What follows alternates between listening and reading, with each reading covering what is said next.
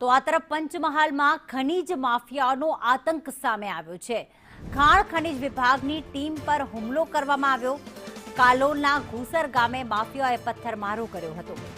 રેતી ચોરી રોકવા ગયેલી ટીમ પર હિંસક હુમલો કરવામાં આવ્યો છે।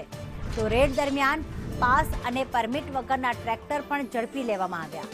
માફિયાઓ જે છે તેમણે કર્મચારી પર ટ્રેક્ટર ચડાવવાનો પ્રયાસ પણ કર્યો હતો। જો કે પાવડા અને પથ્થર વડે કર્મચારીઓ પર હુમલો કરવામાં આવ્યો।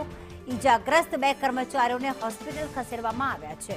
અહીંયા ગેરકાયદેસર રીતે ખનીજ ચોરી કરવામાં આવતી હતી આ માફિયાઓ દ્વારા, અને ખનીજ માફિયાનો આતંક ત્યારે સામે આવ્યો કે જ્યારે કર્મચારીઓ પર હુમલો પણ કરવામાં આવ્યો। ગામમાં ગોમા નદી આવેલી છે। ગોમા નદી પટમાં અમે આકસ્મિક ચેકિંગ કરવા ગયા હતા અને ત્યાં ઘટના બનેલી છે અમારી જોડે। આખરો 15 થી વધારે લોકો હતા।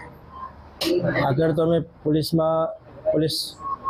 સ્ટેશન છે વેજલપુર, ત્યાં અમે FIR કરવાના છે અને 15 જેવા લોકો હતા અને 7-8 જેવા ટ્રેક્ટરો હતા। એમાં 5 અમે પકડી પાડેલા ટ્રેક્ટરો અને 2 ભાગી ગયેલા, પરંતુ ત્યારબાદ એ ટ્રેક્ટરના માલિકો આવી બીજા 4 ટ્રેક્ટર ભગાડી ગયા અને એ 4 ટ્રેક્ટરોના માલિકો અને એના માણસો એના દ્વારા અમારા ઉપર હુમલો કરવામાં આવ્યો છે। કોઈ પણ રોયલ્ટી પાસ કે કોઈ પુરાવા વગર ટ્રેક્ટરથી ચોરી થાય છે, પાવડા અને તગારાથી ચોરી થવાની બાતમી મળતા અમારી ટીમ સાથે અમે ત્યાં હાજર તપાસમાં ગયેલ।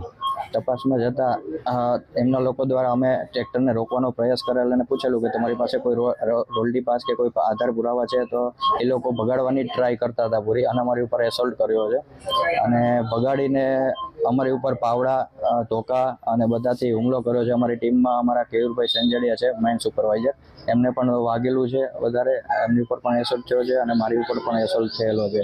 સર અમે ત્યારે સ્થળ ઉપર 6 ટ્રેક્ટર, આશરે 5 અથવા 6 ટ્રેક્ટર ત્યાં હતા અને આશરે 5 થી 6 જણા કરતાં વધારે લોકો